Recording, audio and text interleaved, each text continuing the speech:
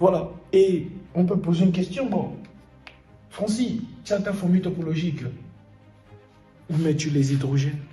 Eh bien, on sait qu'à chaque carbone, on associe un hydrogène. On sait que ce carbone-là est associé à un type d'hydrogène. Ce carbone est associé à un type d'hydrogène.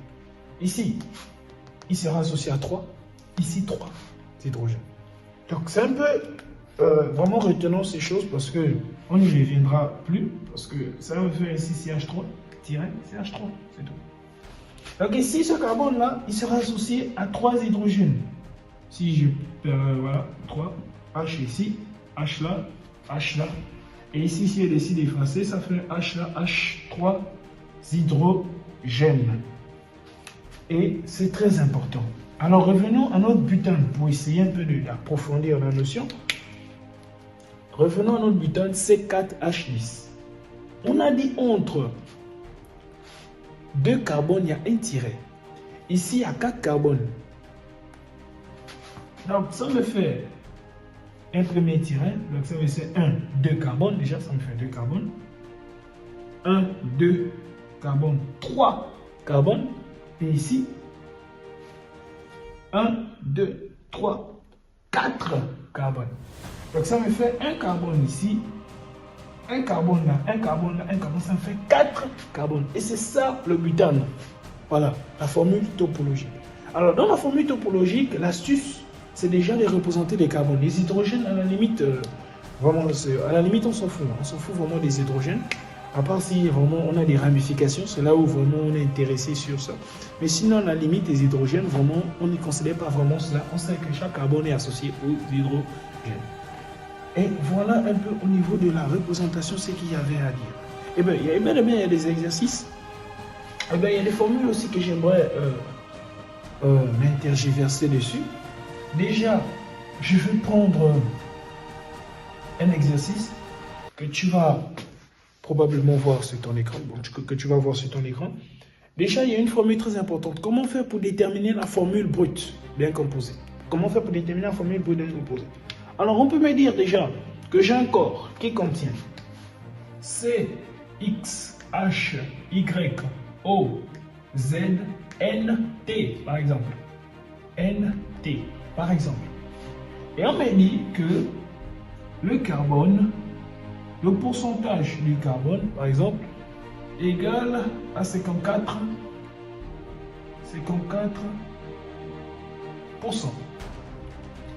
Le pourcentage de l'hydrogène, par exemple, égal à 7%.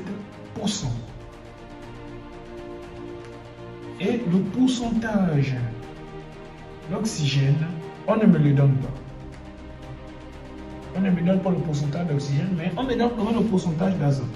On me dit que le pourcentage d'azote est égal à, disons des bêtises, 16%, par exemple.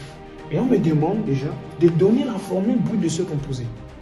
Alors, comment je vais faire pour donner la formule brute de ce composé? C6HYOZNT. Déjà, il y a une formule très intéressante. C'est-à-dire que le carbone, lorsque j'ai un composé, il y a un composé, tout simplement composé. C'est le mélange de tous ces composés-là. Donc à l'intérieur, il y a le carbone, à l'intérieur, il y a l'hydrogène, à l'intérieur, il y a l'oxygène, à l'intérieur, il y a l'azote. Pourquoi pas l'azote liquide? Alors, donc il y a tout à l'intérieur. Et là, on me dit que le carbone a 54%. Que veut dire 54%? Ça veut juste dire que le carbone, l'élément carbone, il est à combien? À 54 sur 100. Sur 100. En fait, il est à 54, pas sur 100, navré. Il est à 54 sur la masse totale du composé. Donc ça fait 54 sur la masse totale du composé multiplié par 100. C'est bon? Voilà. Donc, c'est-à-dire que c'est... Non, c'est pas 54, c'est pas 54. C'est pas 54, c'est... Ça veut dire, le pourcentage, ça veut dire que j'ai mon composé carbone que je vais multiplier par un X sur la masse totale du composé, voilà, que je vais multiplier par par 100. Alors, d'où sort le 12? Le 12, c'est la masse molaire du carbone. La masse molaire du carbone, c'est 12. À ne pas confondre avec le numéro atomique du carbone qui est 6. À ne pas confondre les deux. Donc, le pourcentage du carbone s'exprime comme étant la masse molaire du carbone multipliée par le nombre. Multipliée par le nombre de carbone sur la masse totale du composé. Alors, comment faire pour trouver celui-ci? Je te laisse développer. Ça va me donner tout simplement que mon X sera égal à mon M total multiplié par mon pourcentage carbone sur 1200. C'est tout. De même pour le reste. Pour couper tout court, l'hydrogène par exemple, le pourcentage de mon hydrogène. L'hydrogène par exemple, hydrogène, c'est égal à quoi? C'est égal, l'hydrogène déjà, on sait que la masse molaire de l'hydrogène, c'est 1. Donc, ça va me faire 1 que je vais multiplier par Y sur la masse totale du composé multiplié par 100. Alors, ça va me donner quoi ici? Ça va me donner... Alors, salut, dans l'exemple précédent, on disait... on donnait au carbone, le pourcentage de carbone, une valeur de 54%. On donnait le pourcentage de l'azote, une valeur de 16%. On donnait le pourcentage d'hydrogène, une valeur de 7%. Et on aimerait calculer la formule brute de ce composé-là. Ceci, c'est XHY O Z, c'est ça, NT. C'est tôt, mais bon, NT. Et on disait dans la formule précédente déjà que on avait que notre carbone, pourcentage de carbone était égal au nombre de moles, c'est-à-dire la masse molaire du carbone, que j'ai multiplié par le nombre de carbone sur la masse totale du composé, le tout multiplié par 100. Et c'est exactement la même formule pour l'autre. Pourquoi j'utilise cette formule? Cette formule va m'aider à déterminer le X. C'est le X que j'ai besoin ici pour déterminer la formule brute. Alors, je te laisse développer. Le X me donnera ici, on peut développer ensemble, mais je te laisse faire le reste. Alors, le X me donnera ici que X sera égal à 120 sur la masse totale du composé que je vais multiplier par le pourcentage de carbone, vu que j'ai le pourcentage de carbone qui m'a été donné. Alors, pour trouver déjà la masse totale du composé, M total du composé, c'est égal à M carbone plus M hydrogène plus M oxygène plus M azote. Donc, ça va faire un total G12 pour le carbone, 1 pour l'hydrogène, donc ça me fait déjà 13. 13 plus 16 plus 7. Alors, un petit tour à la calculatrice, ça me donnera plus 7. Ça me donnera 36. Et c'est exactement juste parce que M total égale à 36. Voilà. Donc je vais noter ça ici, que mon M total du composé qu'on vient de trouver, c'est égal à 36. Alors si j'ai mon M total, j'ai mon pourcentage, je peux déterminer mon X, mon Y et mon Z même. Alors on va commencer à déterminer le X. On va commencer à enlever le X.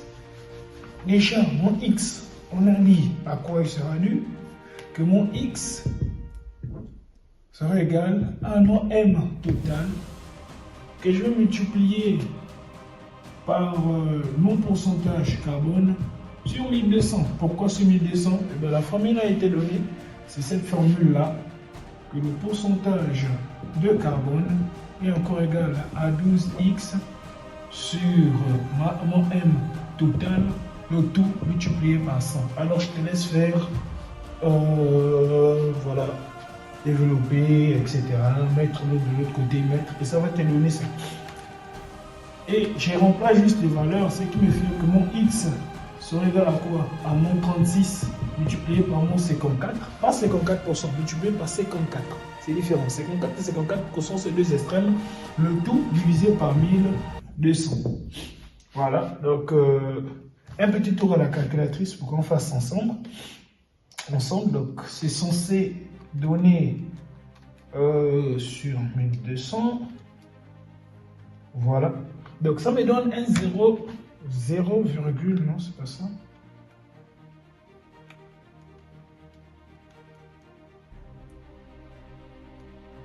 Voilà.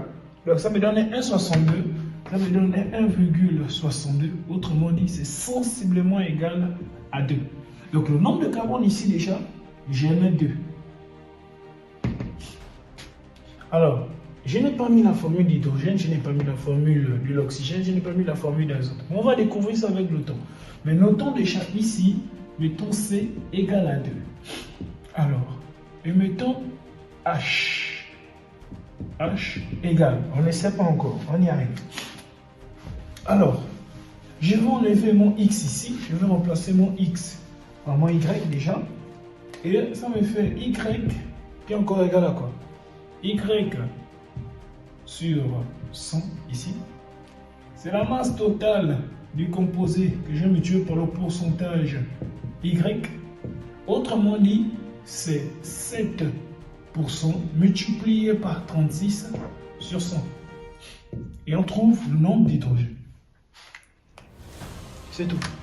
Alors, 7 multiplié par 36, 7 fois 36, divisé par 100, ça me donne 1,252. J'aurai 1,252. Autrement dit, Y. Voilà. Mais remarquez un truc. Le composé, c'est CXHYOZNT. Mais je n'ai pas le O. C'est intéressant. Avant d'avoir fait ce que l'on a, on va voir comment faire pour trouver le O. Alors, j'ai mon N ici. Mon N, le pourcentage d'azote ici. Donc, ce sera égal. Le pourcentage d'azote me donne sur la masse totale multiplié par 100. Et ici, ce sera quoi? Le N, c'est le 7. C'est bon? C'est 7T. Bon, 7 multiplié par T, si vous voulez.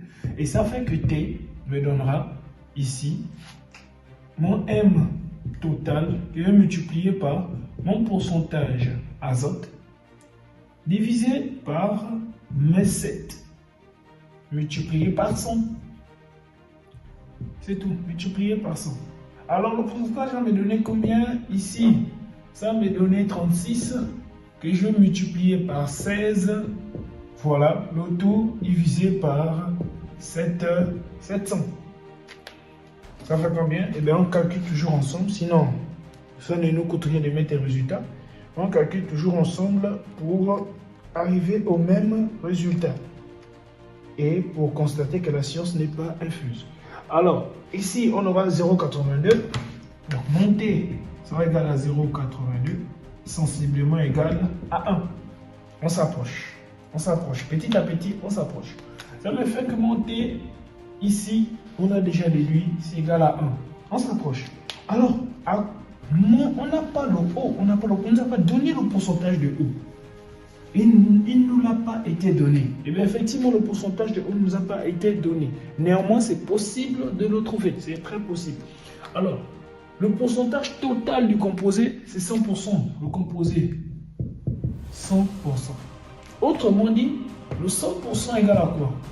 Mon 100%, c'est égal à la somme du pourcentage de carbone plus la somme du pourcentage d'hydrogène plus la somme du pourcentage d'azote plus la somme du pourcentage d'oxygène. Donc, autrement dit, le pourcentage d'oxygène, c'est égal à la somme moins la somme de tous ces composés, c'est-à-dire moins 54 plus moins 54 plus ici nous avons 7 plus 16 et le tout, on va trouver le tout en tout cas en pourcent. Et ça me donné ici que mon O, c'est égal à 100 moins. Donc, je vais faire 100 moins 54, moins 7, moins 16. Ça me donné 23. Alors, donc, le pourcentage de l'oxygène, c'est 23%. Et lorsque j'ai un pourcentage de l'oxygène, je peux appliquer ma formule. C'est plus simple. Alors, j'ai mon oxygène, ça me donne 23%, je vais l'écrire, ne vous inquiétez pas. On a trouvé 23%, je vais l'écrire, Alors, pourcentage de l'oxygène, 23%. J'espère que vous voyez bien, désolé un peu pour le désordre. Alors, ça fait 23% déjà. Et pour calculer, c'est tout simple. Mon pourcentage d'oxygène, c'est égal à quoi? C'est égal à la masse totale du composé. Bon, c'est égal à... On a déjà le T, déjà, c'est Z, 16 Z multiplié, voilà, désolé un peu.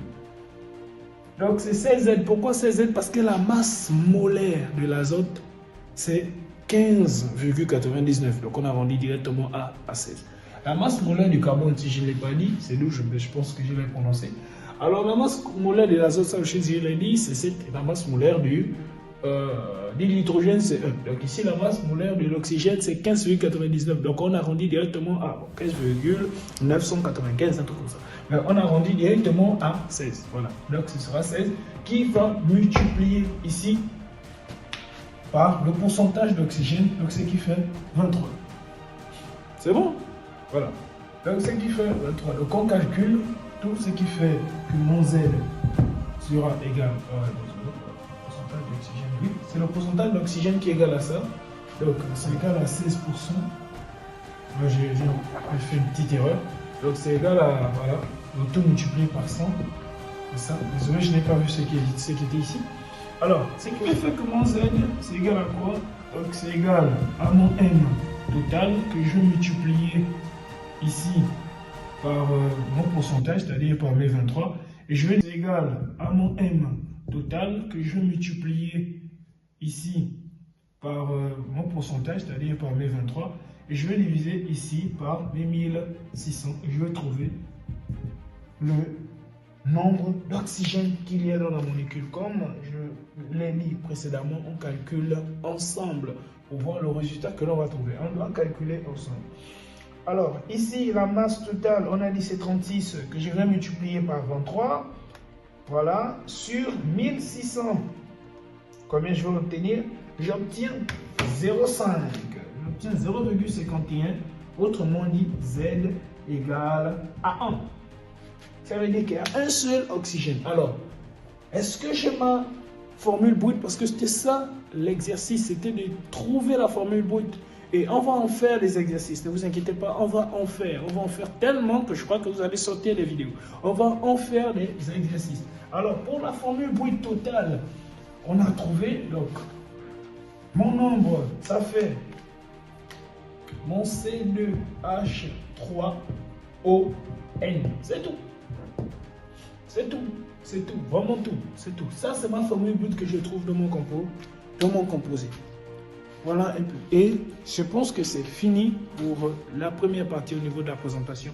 Il manque juste de présenter cette formule brute. Merci d'avoir suivi encore cette vidéo et nous vous disons à la prochaine fois.